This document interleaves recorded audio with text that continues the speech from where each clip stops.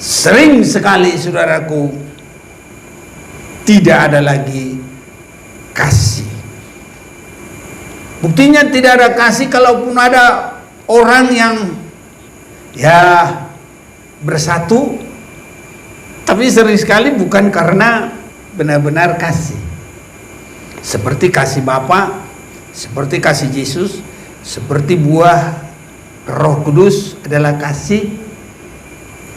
Tidak begitu, hanya ada kasih sesaat karena ada kepentingan. Itu saudara-saudaraku. Itu sebabnya sering sekali kalau habis kepentingannya ya sudah pisah. Sampai pun suami istri kalau sudah merasa habis kepentingannya pisah. Ini orang berteman, makanya orang politik bilang nggak ada teman abadi, yang ada adalah kepentingan yang abadi. Jadi teman ini juga dianggap kalau nggak penting ya buang. Beda dengan kasih yang dari Allah itu saudaraku. Kasih Bapa, kasih Yesus, buah kasih dari Roh Kudus. Buah Roh Kudus adalah kasih. Ini sangat berbeda saudara-saudaraku. Bahkan di dalam kelemahan orang lain, kasih itu harus tetap semakin nyata. Apalagi bukan hanya dalam kepentingan. Kalau berguna dikasih, kalau tidak berguna dibuang. Tapi kalau kita di dalam Yesus, sampai musuh saja harus dikasihi.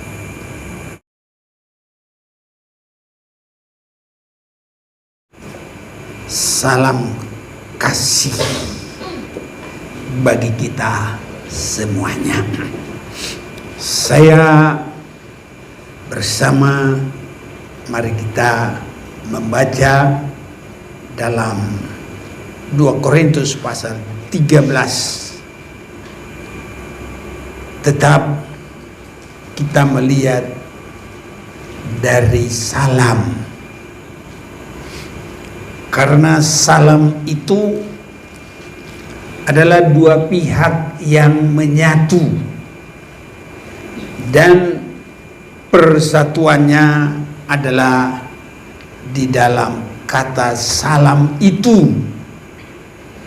Itu sebabnya di dalam 2 Korintus 13 ayat 13 ini saya mau ajak kita bersama membaca 1, 2, 3. Kasih karunia Tuhan Yesus Kristus dan kasih Allah dan persekutuan Roh Kudus menyertai kamu sekalian. Saudara-saudaraku, kita lihat Tuhan Yesus Kristus yang adalah langsung mempersekutukan Bapa kepada kita, dan Yesus Kristus adalah langsung mempersekutukan Roh Kudus kepada kita. Manusia yang penuh dengan kekurangan, penuh dengan dosa, itu sebabnya Yesus sendiri harus menanggalkan kealahannya dan ditinggalkan kepada Bapanya. Dia menjadi manusia. Itu sebabnya dia bisa menyatu dengan kita. Jadi Yesus itulah yang mempersatukan kita dengan Bapa dan Roh Kudus. Ya. Jadi Yesus itu sudah menjadi spesialisasi. Dia juga sudah rela dalam segala macam penderitaan sekalipun. Ini saudara-saudaraku, jadi menanggalkan kealahannya dan meninggalkan, dia mengambil rupa manusia dan dalam keadaan manusia dia menjadi hamba, melayani sampai kepada mati tersalib. Jadi itulah kasih dari Tuhan Yesus bagi kita. Sedang Bapa di surga kasihnya bagi kita adalah mulai menciptakan langit dan bumi menjadi tempat kita, menciptakan kita manusia, dan memberikan anaknya satu-satunya. Semua tiga ini ada di dalam kasih. Kasih karunia Tuhan Yesus Kristus, kasih dari Allah, dan juga kasih dari Roh Kudus. Di mana ada kasih Roh Kudus di sini? Justru saudaraku, Roh Kudus sudah mengembang sehingga sampai berbuah, dan buah dari Roh Kudus yang pertama itu adalah juga kasih, saudara-saudaraku. Ya, di dalam Galatia pasal yang kelima itu ayat yang ke-22, tetapi buah roh ialah yang pertama kasih. Nah, itu sebabnya saudaraku, Allah itu adalah kasih. Bapa yang memberikan anaknya satu-satunya, Yesus yang memberikan nyawanya, dan Roh Kudus juga memberkati, menolong kita, mengembangkan dalam kita sampai terjadi kasih itu. Jadi dari Roh Kudus sudah perkembangan. Tidak langsung lagi hanya Roh Kudus itu, tapi sudah mengembang dulu. Dan dengan kita dipenuhi dengan Roh Kudus itulah berbuahkan kasih. Jadi dari Roh Kudus itu sudah perkembangan kasih di dalam orang yang mengasihi Tuhan. Saudara-saudaraku, di akhir zaman ini sangat dipentingkan kasih. Karena di akhir zaman ini orang sudah semakin mengalami kehilangan kasih. Dosa yang semakin merajalela, dan kasih akan orang semakin tawar. Itu sebabnya saudara-saudaraku, bagi orang yang diberkati oleh Tuhan adalah merupakan satu tanda bagi kita, harus ada kasih dan harus di dalam kasih.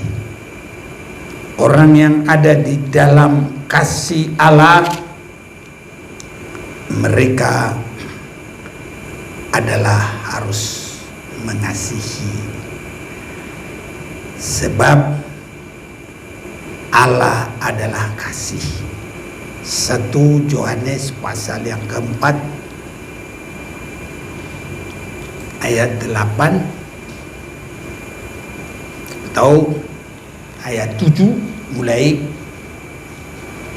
Allah adalah kasih.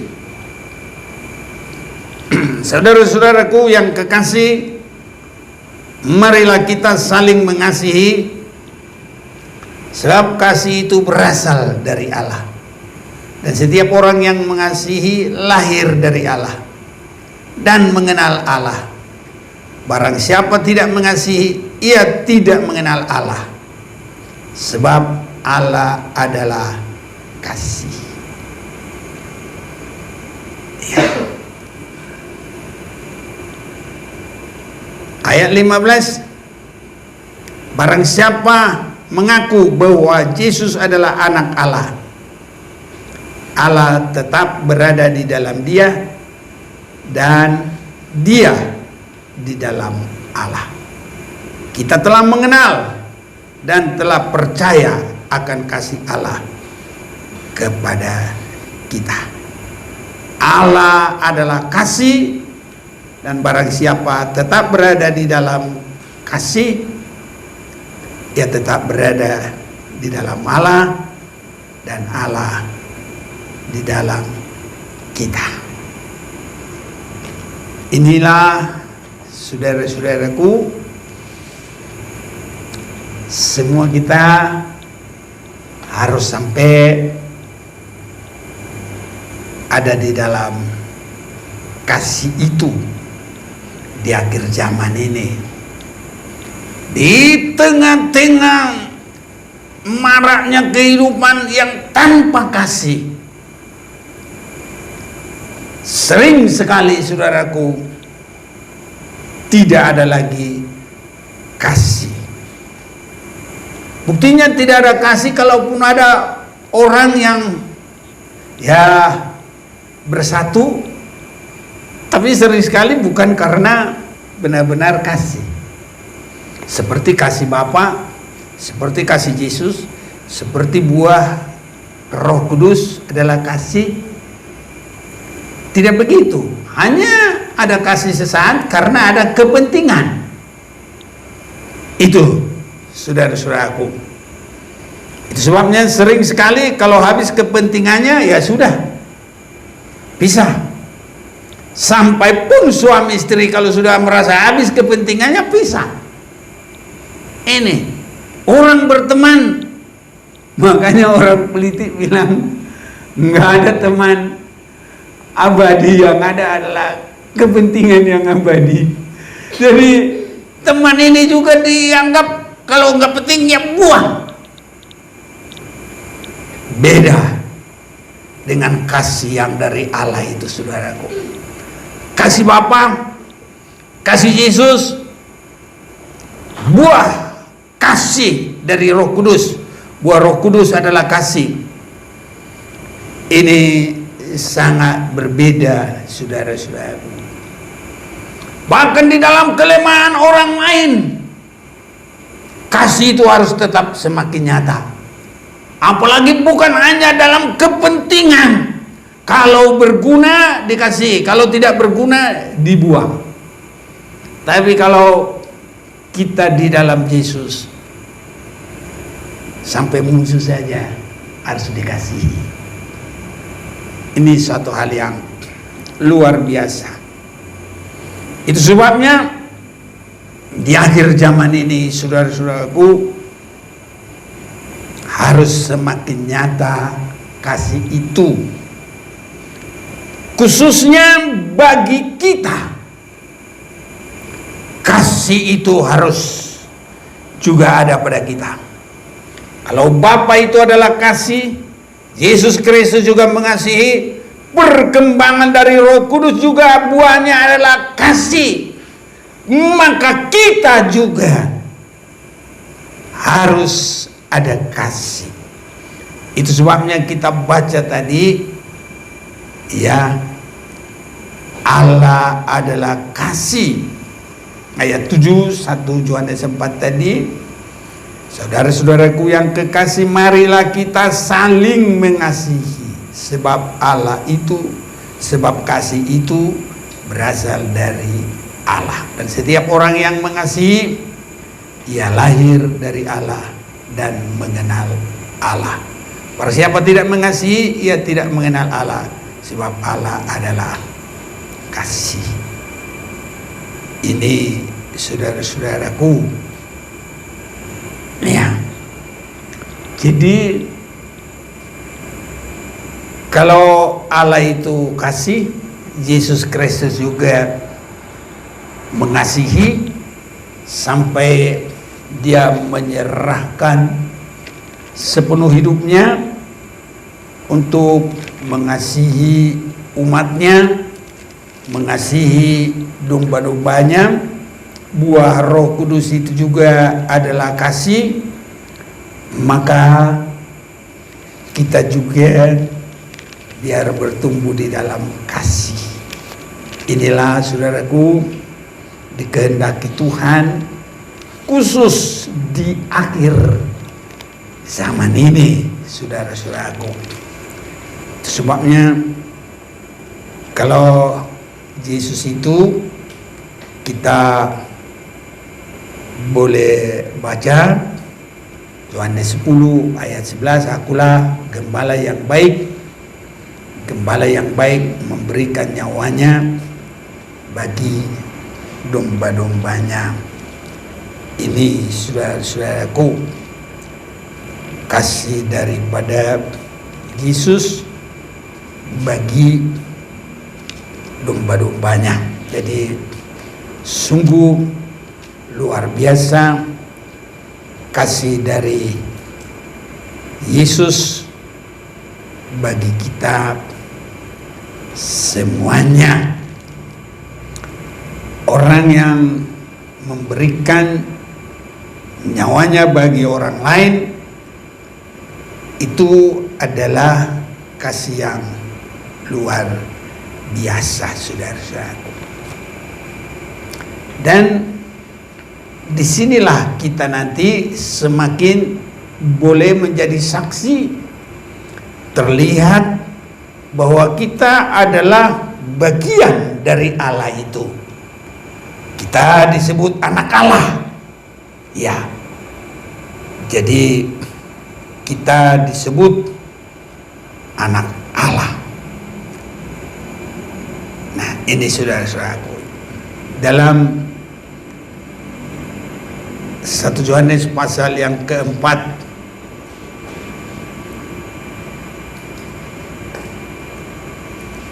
kita lihat, saya baca bagi kita.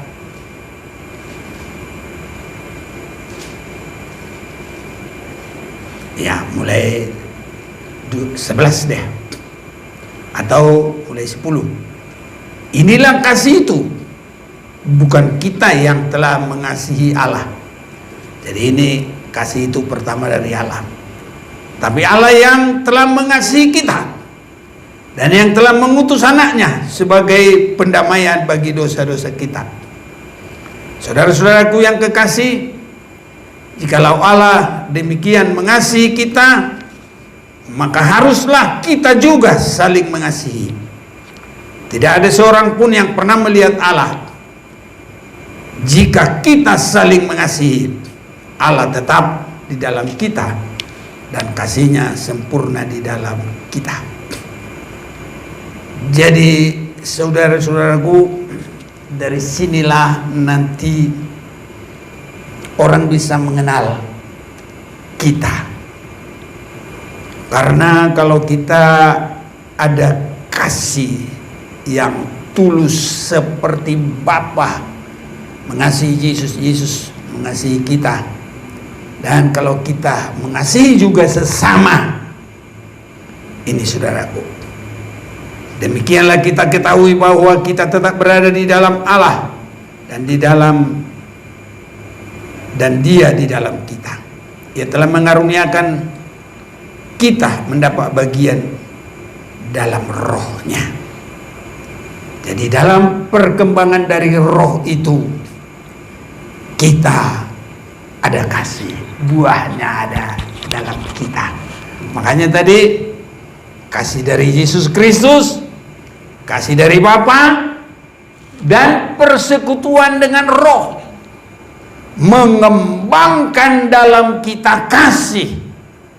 Kalau kita mau dipenuhi dengan Roh Kudus, kalau kita mau di dalam persekutuan dengan Roh Kudus, maka buah roh itu langsung dalam kita menyatukan kita. Bapa yang penuh kasih, Yesus yang penuh kasih, Roh Kudus yang membawa kita berkembang dalam kasih. Makanya persekutuan dalam roh itu juga adalah di dalam kasih. Barang siapa mengaku bahwa Yesus adalah anak Allah, Allah tetap berada di dalam dia dan dia di dalam Allah. Kita telah mengenal dan telah percaya akan kasih Allah kepada kita. Allah adalah kasih. Barang siapa yang telah berada di dalam kasih, ia tetap berada di dalam Allah, dan Allah di dalam dia. Dalam hal inilah kasih Allah sempurna di dalam kita, yaitu kalau kita mempunyai keberanian percaya pada hari penghakiman, karena sama seperti dia, kita juga ada di dalam dunia ini.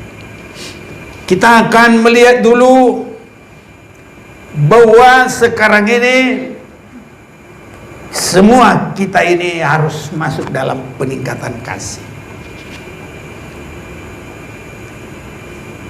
Orang Israel ada kasihnya, tapi kasih yang belum sempurna. Kenapa kasih belum sempurna? Mereka memiliki kasih, tapi tidak mengalami atau tidak memiliki pengampunan. Nah ini saudara-saudaraku, mengapa demikian?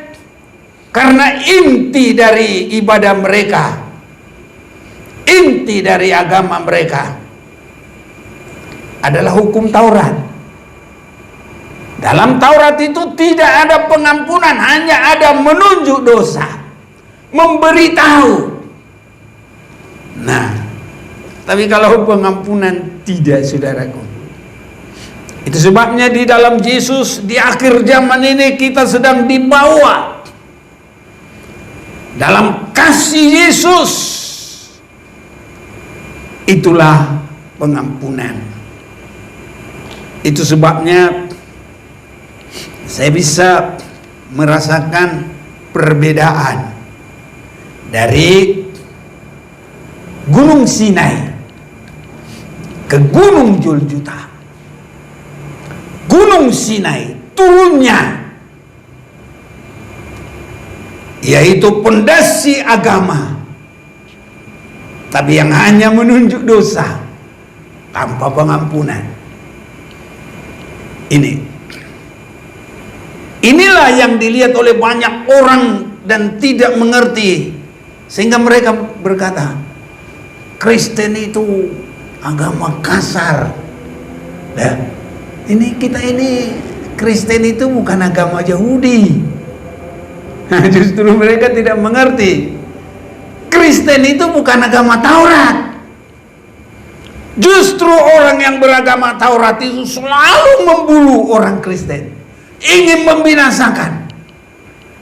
Ya, dulu baru perkembangan Kristen, mereka selalu dikejar, disiksa oleh orang-orang yang beragama Yahudi.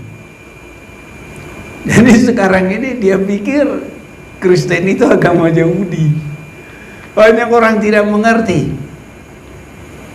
Saudara-saudaraku, agama Yahudi bersumber dari Gunung Sinai, tapi agama Kristen sangat bertolak belakang. Justru mereka yang menyalibkan Yesus, mereka yang membawa ke Gunung Golgota, dan itu adalah permulaan agama Kristen.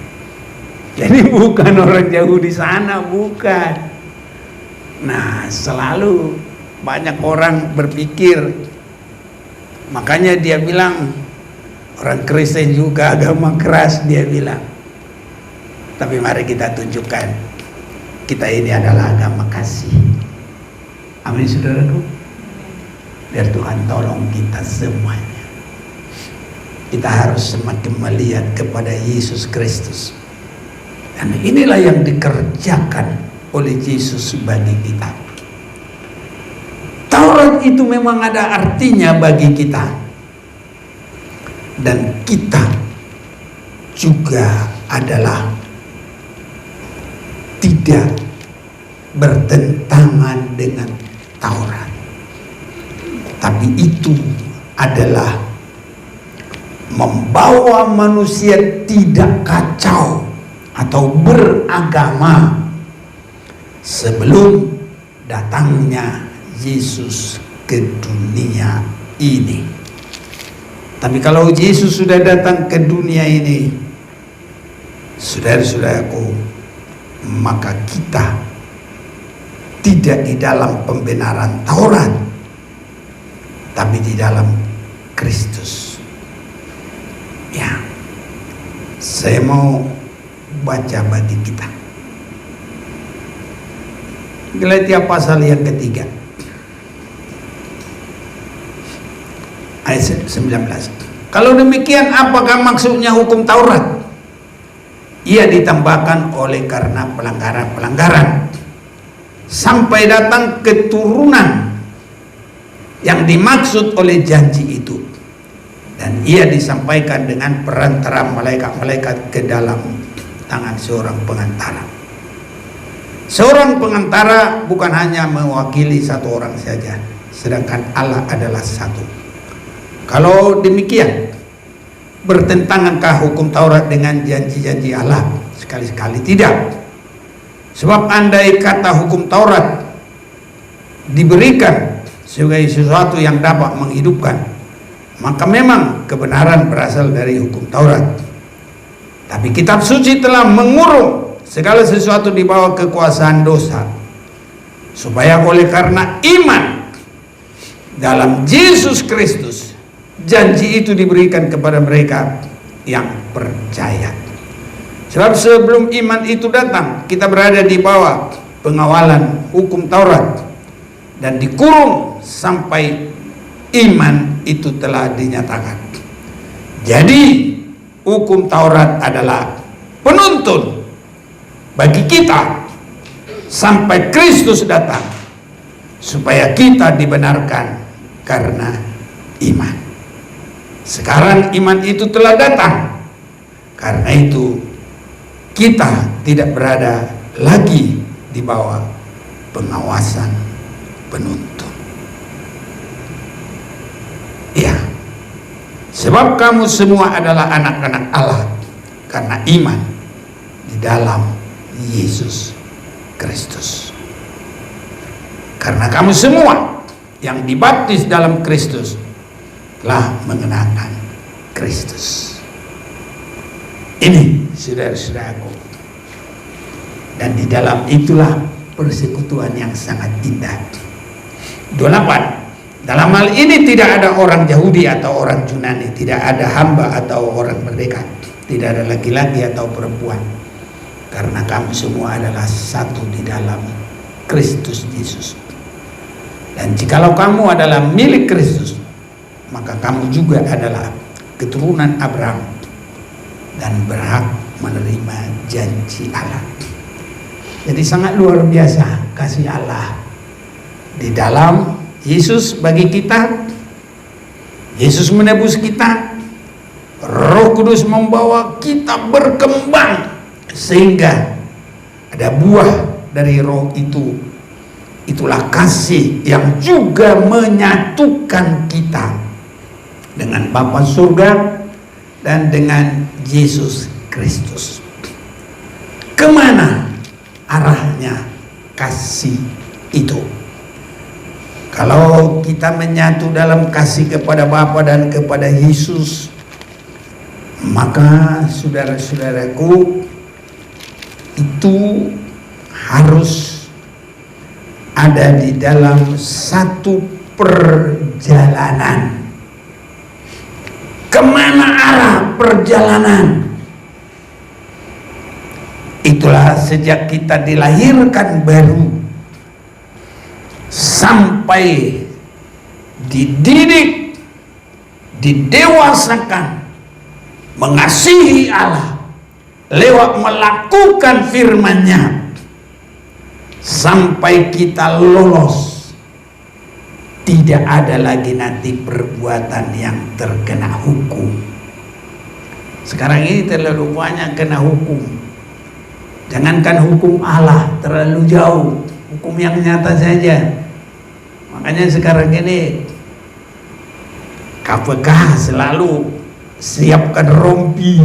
Nggak tahu berapa banyak rompi disediakan, ya, karena ada satu koruptor atau apa kasih rompi dikasih rompi, biarpun rompinya gratis. Saudara mau? Ada yang mau? Kalau saya nggak mau, saya buat apa lah.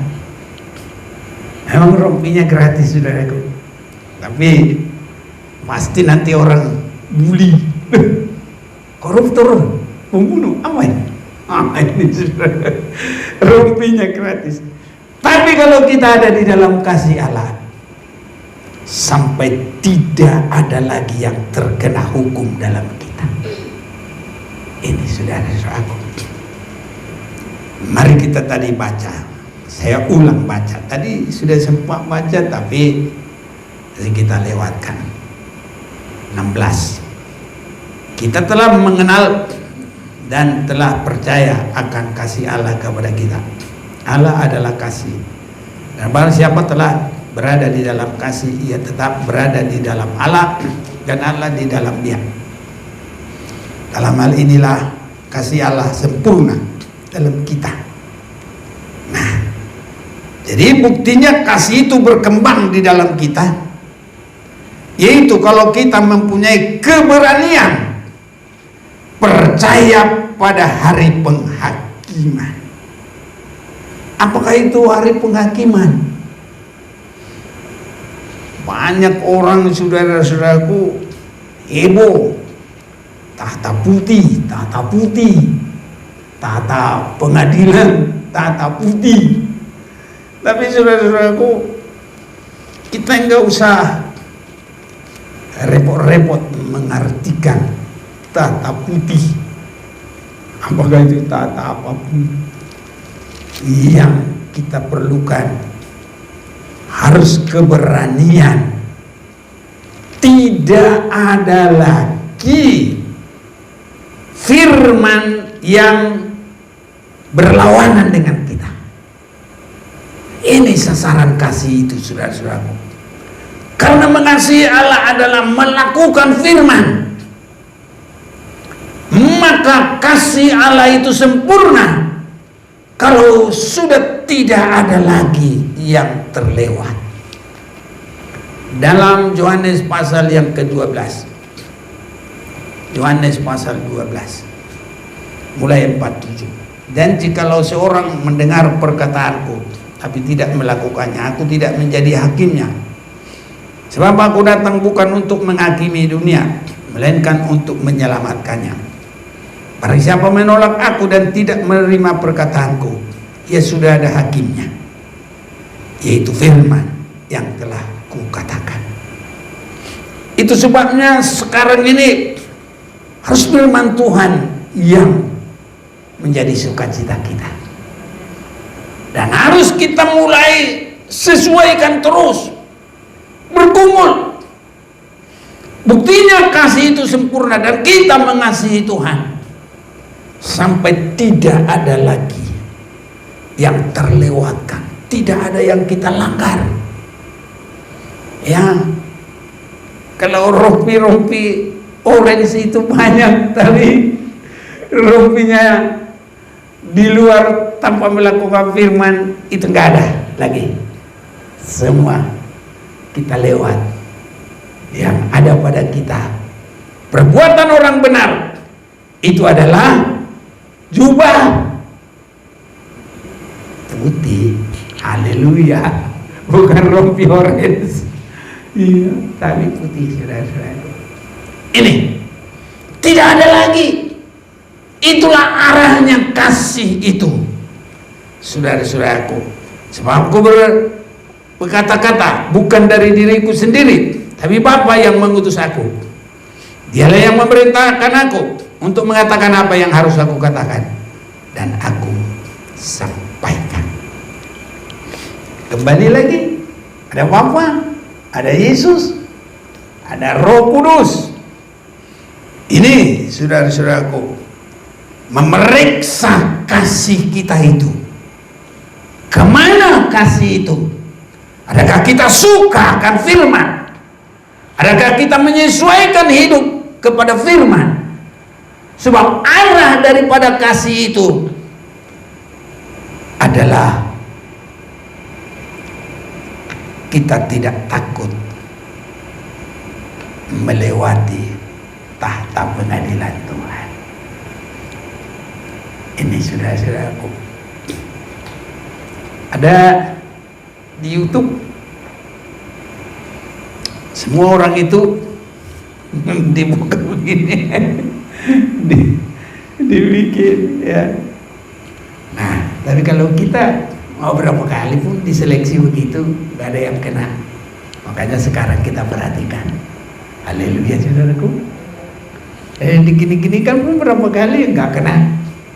Tapi kalau kita belum mau melakukan sekarang, wah terkena semua.